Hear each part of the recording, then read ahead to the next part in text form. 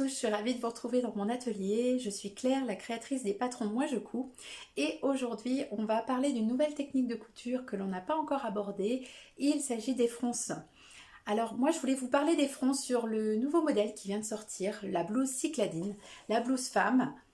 Donc voilà, c'est ce modèle. Je vous mettrai tous les liens qu'il faut pour que vous puissiez la retrouver. Cycladine, c'est une blouse femme facile à coudre qui associe deux matières. Donc vous avez une viscose et un bord-côte extensible qu'on retrouve sur l'encolure en V et le bas de manche 3/4. Alors c'est des manches 3/4 et il y a un petit bord-côte ici qui va venir souligner le bas de la manche et finir le bas de manche qui est également froncé. Alors je voulais vous expliquer moi dans cette vidéo comment bien réaliser vos petites fronces parce qu'elles sont légères et il faut bien les faire pour quand même qu'elles se voient. Également comment on aligne correctement son bord-côte avec le V. Et puis je vais vous donner quelques petites astuces pour pouvoir froncer facilement avec votre surjeteuse si vous en avez une. Mais sinon, pas de panique, vous pouvez utiliser très bien votre machine à coudre. Allez, c'est parti! Alors pour cette vidéo, donc j'ai avancé un petit peu le travail. Donc j'ai déjà monté ma parmenture sur mon devant, donc le V. Et j'ai déjà fait l'encolure, j'ai monté mon bord-côte sur la pièce du dos, mais préalablement j'avais un petit pli creux à faire. Et puis j'ai donc réalisé mes fronces avant d'assembler mon encolure avec le devant, le V du devant. Donc là on va voir comment réaliser ces petites fronces et ensuite comment on installe l'encolure sur le V pour que tout soit bien correctement aligné. Donc la première chose à faire, ça va être de piquer entre les repères de fronce. Alors les repères de fronce, vous le trouvez sur le patron. Vous avez l'écran qui sont indiqués. Ensuite, vous pouvez juste soit marquer avec une craie ou un petit feutre effaçable, ou faire comme moi. Moi, j'aime bien utiliser, je fais un petit cran au ciseau. Voilà, légèrement de 2-3 mm. Ensuite, je vais venir piquer entre ces crans deux lignes de parallèles au point droit. Donc sur un tissu fin, vous allez devoir allonger légèrement la longueur du point et ça suffira à ce que notre fil soit suffisamment souple pour pouvoir tirer dessus. Donc pas de point d'arrêt, ni début ni fin, vous suivez bien les instructions du livret. Donc on part d'un point à un autre, on se met en largeur de pied de biche et on va venir piquer une première ligne de piqûre droite. Ensuite on va faire une seconde ligne de piqûre. Donc voici, j'ai réalisé donc mes deux lignes de piqûre, donc je n'ai pas fait de point d'arrêt, j'ai utilisé la largeur de mon pied de biche comme repère pour la première et ensuite pareil pour la seconde. Donc je vais ensuite attraper les fils ensemble du dessus, puis en dessous vous avez les fils, vous voyez, de la canette. Et vous attrapez les fils de la canette et vous allez tirer légèrement dessus. Et là, vous voyez que ça fronce tout seul. Voilà, donc il va falloir répartir vos fronces jusqu'à obtenir une certaine distance.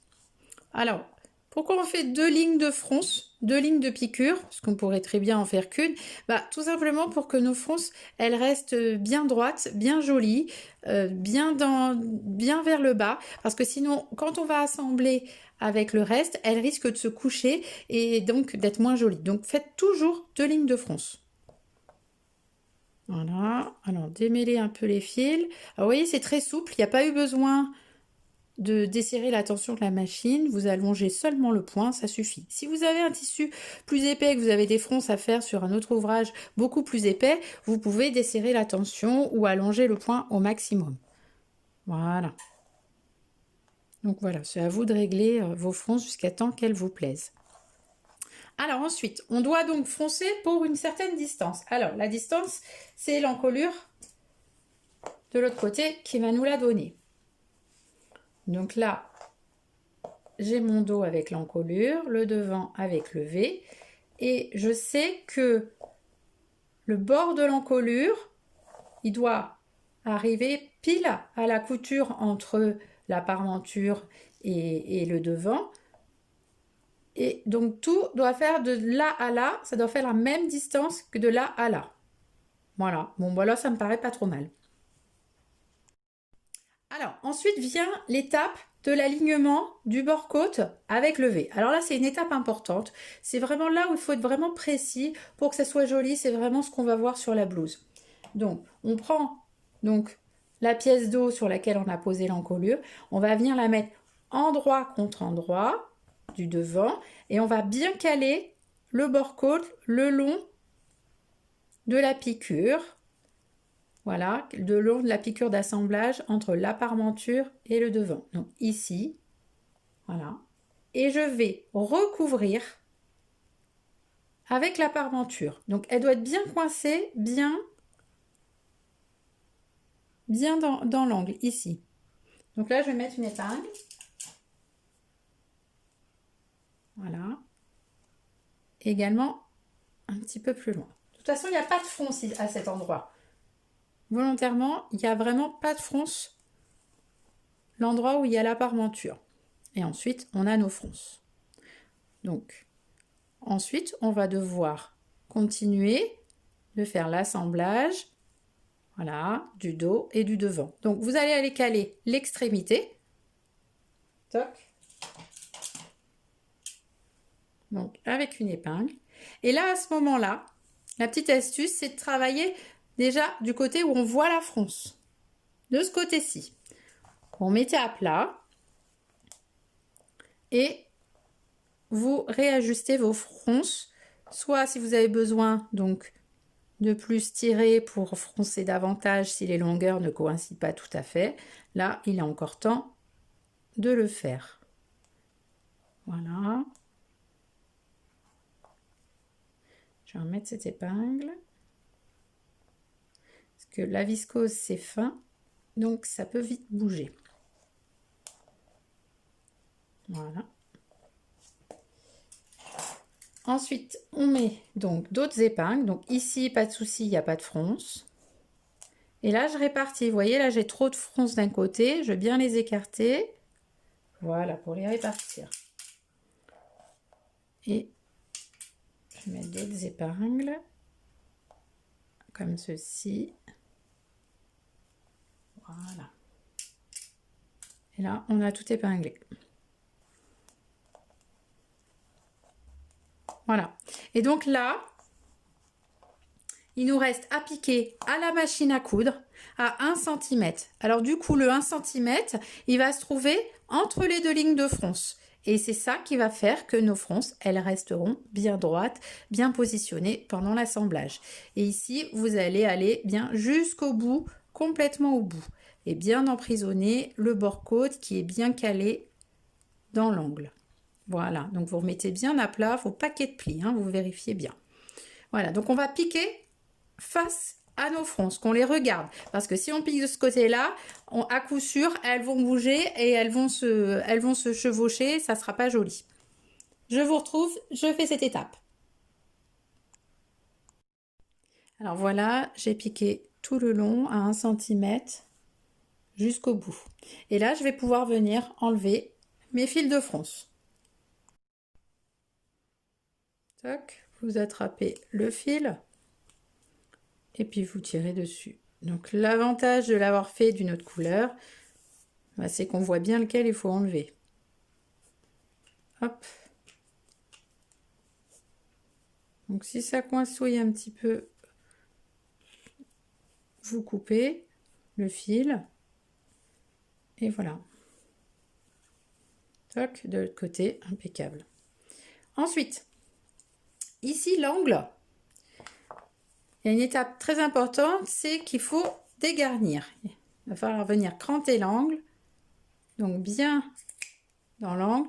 Moi j'aime bien enlever l'épaisseur du bord-côte, ici, qui est très épaisse quand même, parce que le bord-côte c'est quand même épais par rapport à la viscose. Voilà, j'en enlève. Et puis je dégarnis également en biais comme ça. Hop, vous pouvez redégarnir. Voilà. Et quand vous allez retourner, vous aurez un angle qui sera tout joli. Voilà. Donc là, votre encolure, vous la remettez sur l'endroit. Et alors, la dernière étape, pour que vos fronces soient jolies, c'est de les repasser vers le bas. Vous les repassez bien. Voilà. Et du coup, elles seront bien écrasées comme ceci et elles seront plus marquées. Donc, moi, je vous conseille toujours de les repasser avec un petit peu de vapeur. Voilà, vers le bas légèrement. Alors, il y a une étape quand même qu'il ne faut pas oublier avant de passer à la suite, avant de passer aux manches. C'est ici de venir surfiler, soit d'un coup de surjeteuse, soit avec le point zigzag de votre machine à coudre. Voilà, nos 2 comtés sont faits. Donc, ils sont repassés vers le bas. La marge de couture, voilà, vous la repassez vers le bas. Elle a été surfilée. Et on est prêt pour monter nos manches. Donc là, je vais monter les manches et on se retrouve pour l'état du bas de manche qui est froncé lui également. Puis je vais vous montrer une petite astuce sur votre surjeteuse si vous en possédez une pour gagner du temps sur les fronces. Alors voilà, les manches sont montées, les côtés sont donc assemblés et on arrive à l'étape du bas de manche. Alors le bas de manche, donc il faut déjà assembler les bracelets de manche endroit contre endroit. Donc vous prenez vos bords-côtes, vous les assemblez endroit contre endroit et vous allez venir les retrousser sur eux-mêmes, voilà, comme ceci.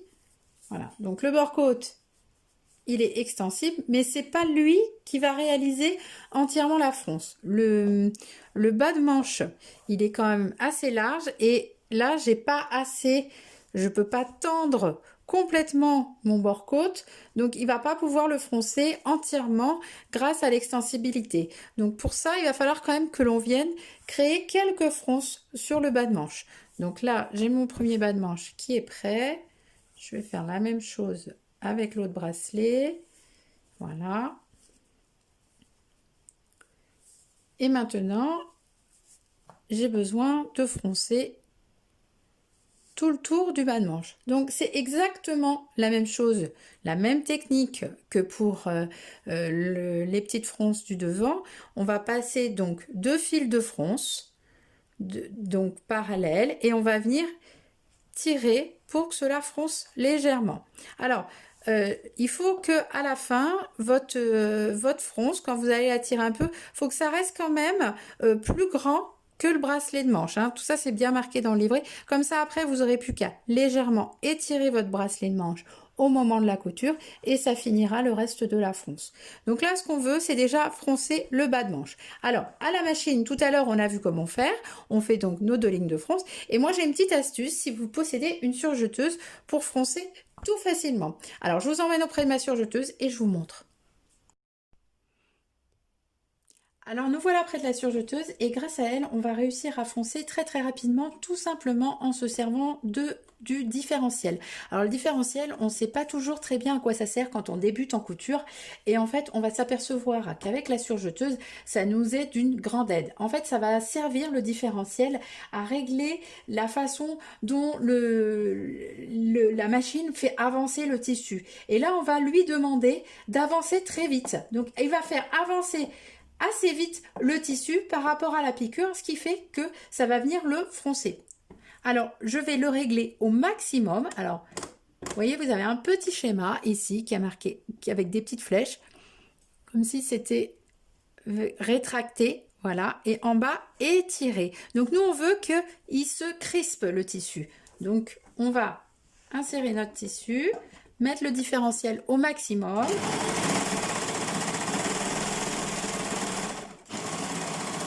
Voilà ce que ça donne. C'est pas magique? Donc votre différentiel, vous le mettez au maximum, vous faites un petit test et voilà, votre tissu est tout à fait froncé. On peut même augmenter la fronce, l'effet fronce avec une longueur de point maximum. Plus vous allez allonger la longueur du point, plus vos griffes, elles vont continuer de travailler en longueur et agripper votre tissu plus rapidement. Donc le différentiel, c'est utile pour beaucoup de choses dans la couture surjeteuse avec des tissus mailles, avec les tissus extensibles pour éviter que ça ne se déforme, pour éviter que ça ne s'étire trop, mais on peut également s'en servir sur les tissus chaîne et trame pour froncer très rapidement des tissus. Alors, ça ne marche que sur les tissus fin. Donc là, ici, en l'occurrence, comme on utilise de la viscose, du tuile de viscose, ça va fonctionner très très bien. Donc il vous suffit juste de faire un essai, de retrouver le bouton différentiel sur votre machine. En même temps, sur votre machine, vous n'avez pas mis le bouton. Vous avez un bouton pour la longueur du point, le réglage du couteau en général sur la largeur, et vous avez ce fameux bouton différentiel. Donc vous regardez dans votre notice et vous faites un petit essai. Donc là, je vais prendre ma manche. Je vais l'installer. Toc. Alors là, je suis obligée de soulever le pied de biche. Je l'installe. Je baisse. Et je fais tout simplement tout le tour. Toc. Voilà.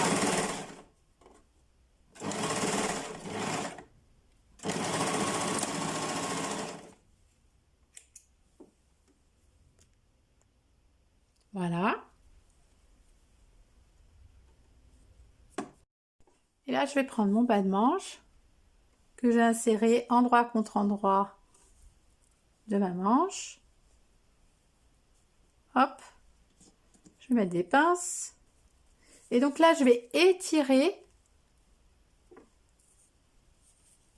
mon bord-côte pour que ça fasse la distance de ma manche qui est préalablement froncée.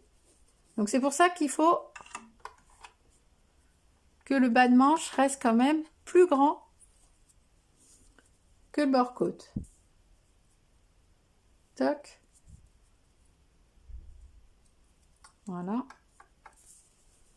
Et je vais tout le tour. Alors là, attention, on remet son différentiel sur neutre. Donc le N sur neutre. Ça veut dire que les griffes vont avancer de la façon normale.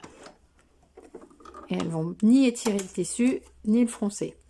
Donc, voilà, je l'amorce. Et je vais étirer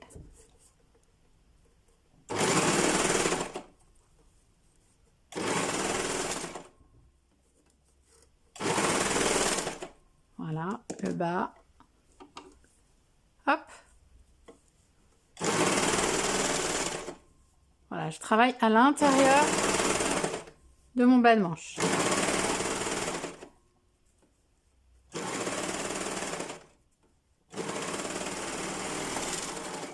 Tac. Et voilà, notre bas de manche, il est tout froncé, tout autour, tout régulier. Moi, je les ai repassés avec un petit coup de vapeur parce que je trouve que les fronces, elles sont encore plus jolies. Voilà. Et puis, on a réalisé notre petite fronce et l'alignement parfait de notre encolure. Et bien, il ne nous reste plus que l'ourlet et à la porter. À très bientôt pour de nouvelles techniques.